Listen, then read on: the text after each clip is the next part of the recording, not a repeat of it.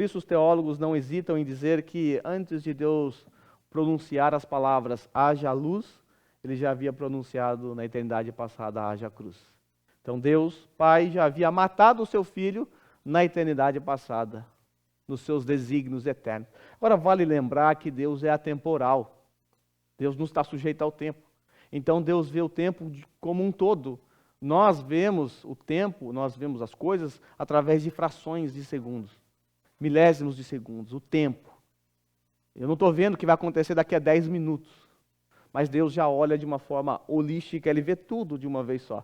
Isso significa então que Deus, antes de criar tudo, lá na eternidade passada, Ele já havia, no seu desígnio eterno, matado o seu Filho Jesus. Isso é muito interessante, impactante, você imaginar isso. Por que é importante entender isso? Porque muitas pessoas, e esse que vos fala também já pensou assim, na minha adolescência, talvez você também já pensou assim, talvez você aprendeu assim, que Deus, Ele esperava do povo da antiga aliança uma obediência perfeita, que eles seguissem as leis, as regras, mas eles foram fracassando ao longo da história. Deus colocou Adão no paraíso na esperança de que ele ia ser um homem bom, ia vencer, mas ele fracassou. Depois Deus levantou homens como Abraão. Abraão também fracassou, mentiu, enganou, teve todos os problemas que você sabe. O mesmo aconteceu com o seu descendente, que veio depois, logo depois, de onde veio Israel, Jacó. Jacó vai lá também, um rapaz liso, né, malandro que só. Aí vocês sabem da história de Jacó, aí vocês olham a história de Noé. Noé também fracassa. É como se Deus estivesse esperando desses homens que eles conseguissem obedecer perfeitamente a lei e resolvessem o problema do pecado. Mas foi passando, então chegou um momento da história, e como se Deus sentasse numa reunião com anjos, com Filho, Espírito Santo. Gente, não deu, já tentamos de tudo, mandamos nossos melhores jogadores, mas não dá, estamos tomando 5-0, nós vamos fazer o quê? O Senhor Jesus Cristo então diz, eu vou entrar em campo e vou resolver o problema. E aí então Jesus resolve vir, e aí inventa-se um diálogo entre o pai e o filho fala, eu vou, e o pai, não, você não pode, você é meu único filho amado, mas e por eles, eu tenho que ir e tal. E aí Jesus convence o pai. Eu já ensinei isso na minha adolescência, porque eu aprendi isso. Então essa historinha aí é uma historinha que eu aprendi na minha adolescência. Mas isso tudo é balela, porque não houve um minuto da história que Deus depositou a sua confiança em seres humanos, como Abraão, Isaac, Jacó e tantos outros.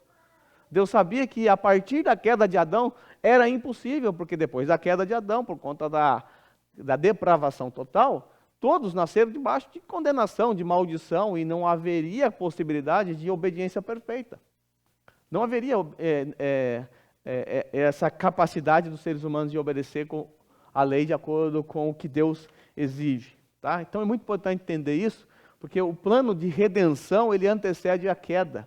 Ele antecede a queda de Adão, inclusive. Então, na eternidade passada, houve a afirmação ali do pacto eterno de redenção. Veja como a nossa confissão de fé, ela aborda isso lá no parágrafo, no capítulo 7, parágrafo 3. Diz que essa aliança eterna de redenção, ela é fundada naquela transação pactual eterna que houve entre o Pai e o Filho para a redenção dos seus eleitos. É isso que está registrado no parágrafo 3 na nossa confissão. Então nós começamos basicamente pela eternidade passada, num tempo onde não havia tempo, onde houve esse acordo, e depois disso, passado o tempo, Deus então começa o seu ato criacional. Deus cria todas as coisas, e quando chega no 6º dia, Deus cria então o nosso companheiro Adão, primeiro homem a ser criado à imagem e semelhança de Deus, homem perfeito, também sem pecado, porém susceptível à queda. Ele não era um homem, ele não é o que nós seremos depois do porvir, depois da morte. Depois da morte não há chance da gente pecar, não seremos mais susceptíveis à queda. Adão era alguém que poderia cair. Então Deus coloca Adão ali, coloca dentre tantas árvores, aquela árvore do conhecimento do bem e do mal. Adão poderia comer da árvore da vida, mas não podia comer da árvore do conhecimento do bem e do mal. E por causa dessa árvore do conhecimento do bem e do mal, Deus então firma ali o que a gente chama de pacto de obras. Eu acho que eu parei aqui na semana passada. Deus firma então o pacto de obras. O que é esse pacto de obras? Por que tem esse nome? Porque o pacto de obras, ele é um pacto condicional. Então, quando a gente pensa em obras, a gente pensa em condicional. Qual era a condição? A condição era a seguinte: para Adão permanecer debaixo da aliança, ou numa aliança com o seu pai, com o seu Criador, com a aliança com Deus ali dentro do jardim, que eu disse para vocês que era o primeiro templo, né, onde Deus habitava, o jardim do Éden, para ele ter um relacionamento perfeito e ser livre da presença do pecado na vida deles, Adão deveria tão somente não comer desse fruto. Veja o que Deus exigiu, não é muito, né? Era só não comer do fruto. Esse foi a primeira ordem que Deus deu ao homem depois da criação. Come de tudo, mas não pode comer desse fruto. Tá? Vocês sabem que fruto é esse? Sabe que fruto é esse? Não, é coco. Coco. Você sabe, né, Rodrigo? Porque o texto bíblico fala assim, toma e come, né? O único fruto que dá para tomar e comer é coco, né? Você toma e o caldinho come, né? Mas não tem nada a ver não, tá? Você apaga isso aí do vídeo aí. Tá? Então Deus firma aqui um pacto de obras. Veja, o pacto é condicional. Se ele obedecer, continua em aliança com Deus. Se ele desobedecer, vai sofrer as consequências. Lembre-se, um pacto sempre é marcado por sanções. Se você não obedecer aquilo que está sendo proposto, você vai pagar por isso. Alguém vai pagar por isso. Então, todo pacto é marcado por sanções. Existem regras e sanções. Se você não obedecer, vai experimentar. E ali a sanção que seria aplicada ao casal no jardim, seria o quê? A expulsão do paraíso. Um rompimento relacional com o próprio Criador. Vale lembrar que Deus passeava pelo jardim, né? Falava com Adão no cair da tarde. Veja, relacionamento. Ele ouvia Deus andando no jardim, ele ouvia a voz de Deus. Agora, Adão é expulso da presença de Deus, porque o jardim do Éden, como um simbolismo do templo, do primeiro templo, simboliza a presença de Deus. Adão é expulso do jardim, é deposto ali, é colocado para fora, e agora ele não pode mais entrar.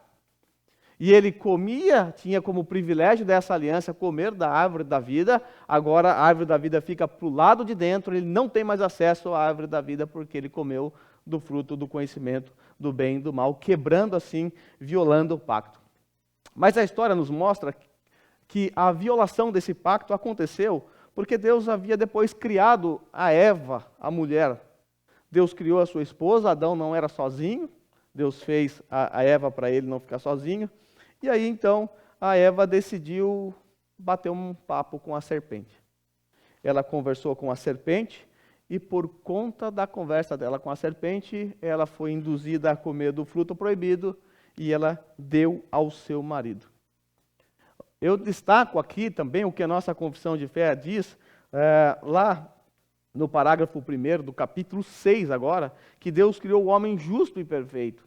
Veja, Adão era um homem justo e perfeito, Deus deu a Adão uma lei justa, não era uma lei pesada, não era uma lei impossível de ser respeitada naqueles termos, uma lei justa, que seria para a vida se ele tivesse guardado, ou para a morte se ele a desobedecesse. Bem, nós sabemos que por causa do fruto que eles comeram, então, infelizmente, Adão caiu e arrastou toda a raça humana. Veja o que o capítulo 6, parágrafo 1, parte B, diz sobre esse relato. Porém, o homem não manteve por muito tempo a sua honra. Satanás valeu-se da astúcia da serpente para seduzir Eva. Em seguida, esta seduziu Adão, que sem qualquer compulsão, deliberadamente transgrediram a lei de sua criação e a ordem dada a eles de não comer do fruto proibido. Deus se agradou em permitir esse pecado deles, de acordo com o seu conselho sábio e santo, havendo determinado ordená-lo para a sua própria glória. E aqui nós temos então o registro da queda do homem e as consequências a gente vai ver ao longo da história da redenção. Inclusive você pode perceber a consequência olhando para você mesmo. Até aqui tudo bem? Acho que foi aqui que eu parei. Posso continuar? Alguém quer participar? Dúvidas? Lamentos? Talvez você ache injusto, né, Adão ser o seu representante federal, como eu falei na semana passada. Talvez você ache injusto, né? Poxa, mas foi Adão que pecou, o que eu tenho a ver com isso? Bem, nós herdamos, vamos assim dizer, geneticamente o pecado de Adão. Por mais que você ache injusto, isso não muda nada. Vou dar um exemplo para você. Meu avô careca, meu pai careca e eu careca. Eu posso achar injusto isso. Eu não tenho culpa do meu pai ser careca. Tenho, não é culpa minha, não pedi para ser careca. Mas eu posso espernear, posso achar injusto, não vai crescer cabelo na minha cabeça. Então você pode achar injusto, você pode achar o que for, você vai ter que encarar a realidade que você é um descendente de Adão, portanto, o pecado está presente em sua vida, tá?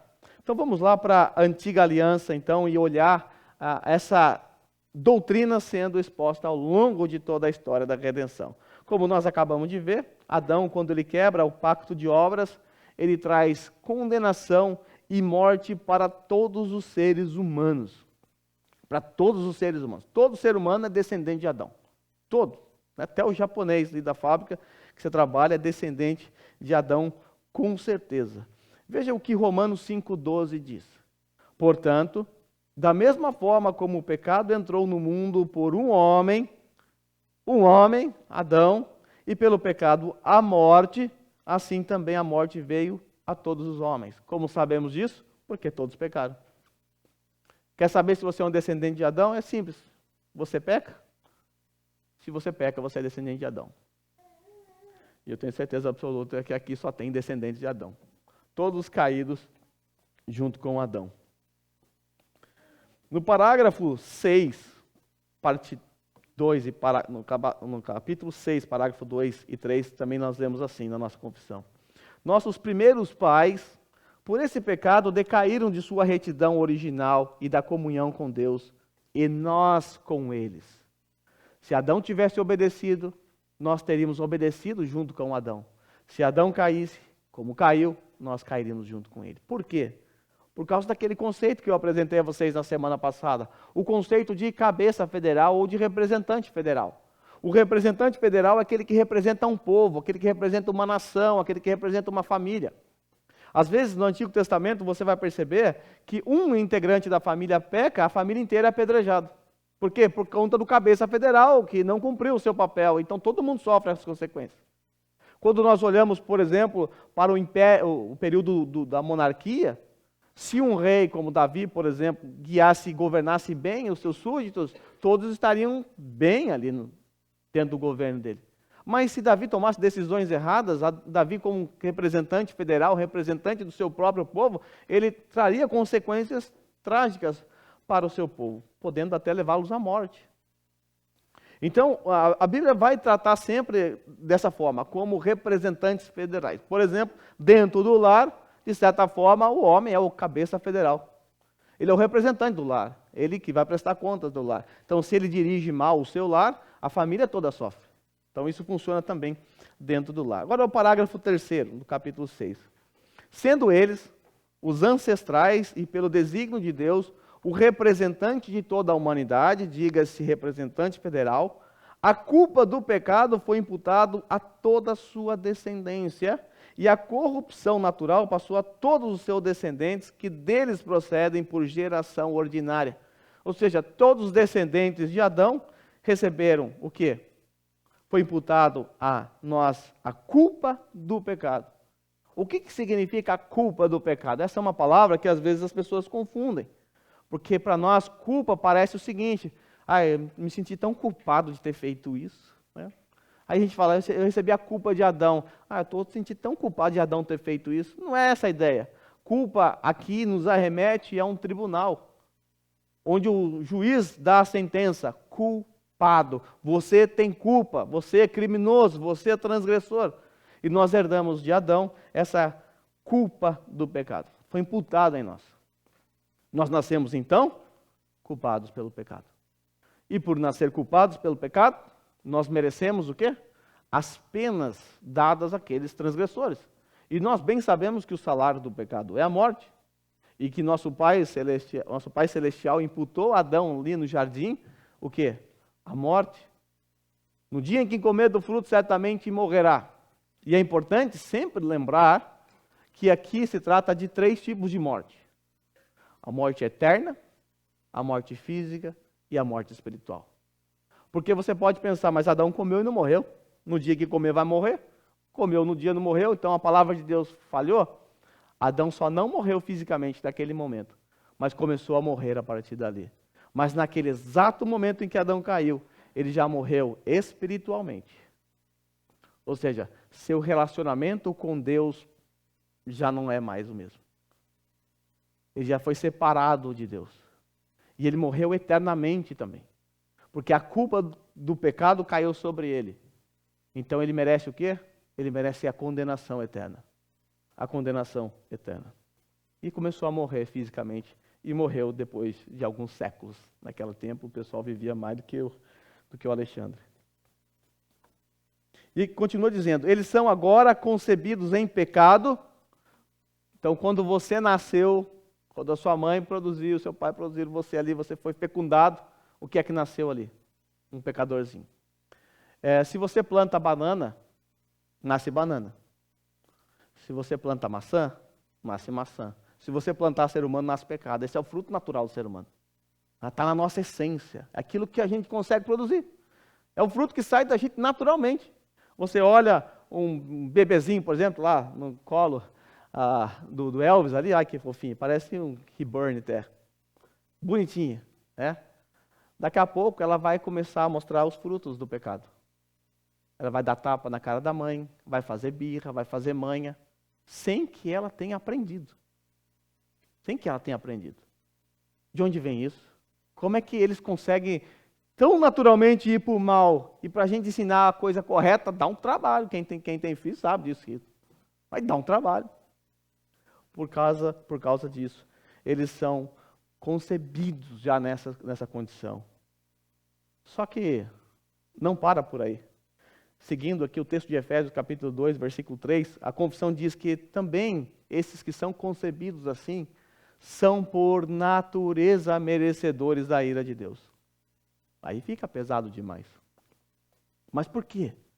Porque nós nascemos da descendência de alguém que é escravo. E quando você é filho de escravo, você também é escravo. Adão se tornou escravo do pecado. Nossos pais, assim como Adão, se tornaram escravos do pecado e precisam de uma libertação. Precisam de uma redenção. Então os filhos que nascem debaixo da escravidão são também escravos.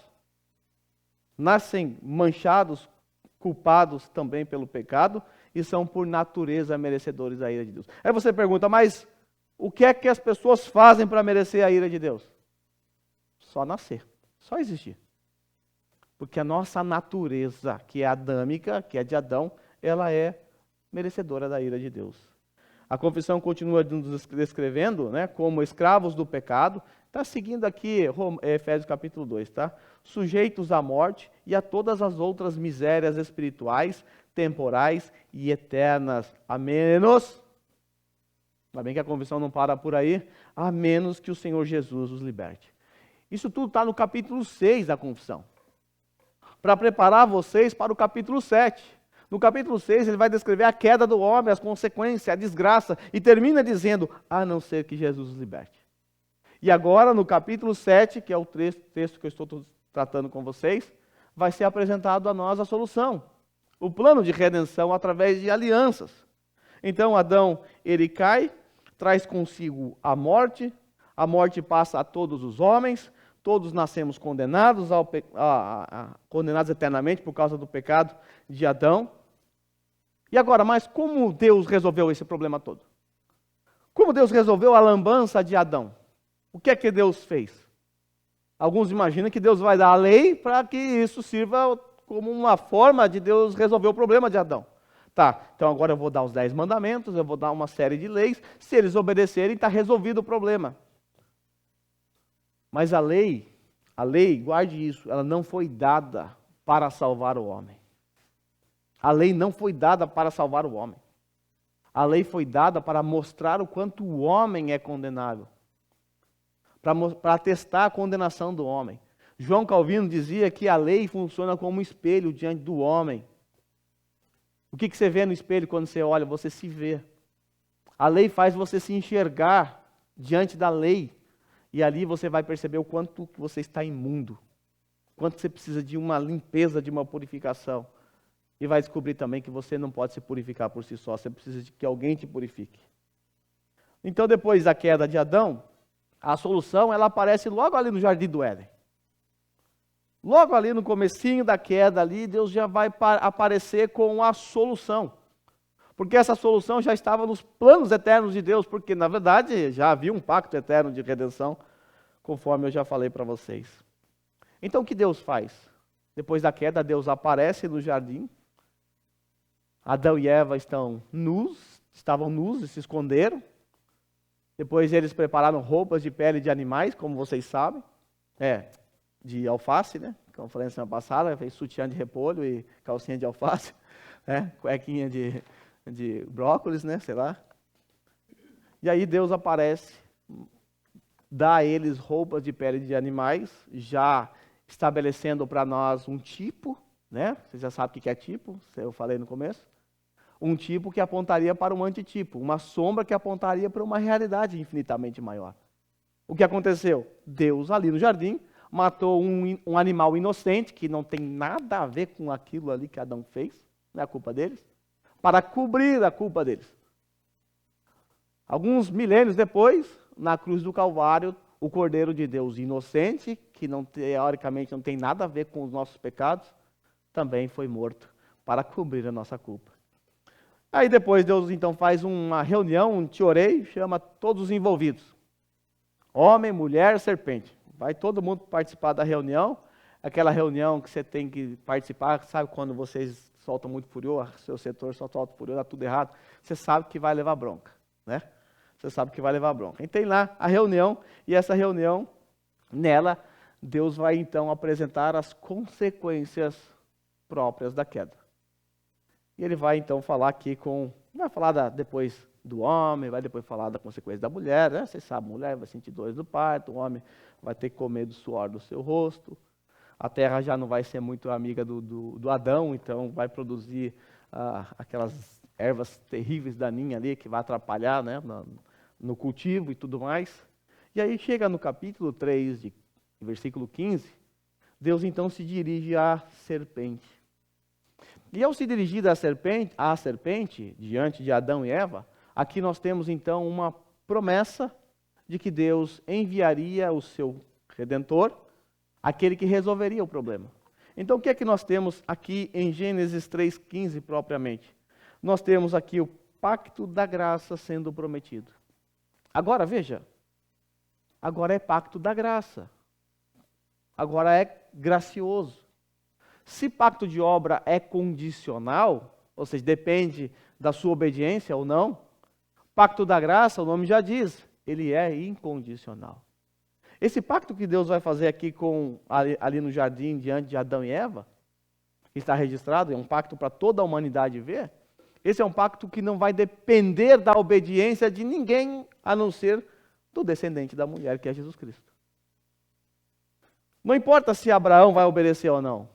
Não importa se Moisés vai obedecer ou não. Deus vai cumprir essa promessa, porque ela é incondicional. O que é que nós temos aqui em Gênesis 3,15, conforme está aí já projetado para vocês?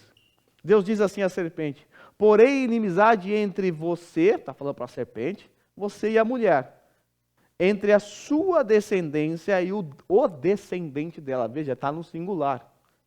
Não é os descendentes dela, é o descendente, é uma pessoa específica, é um descendente, não são todos.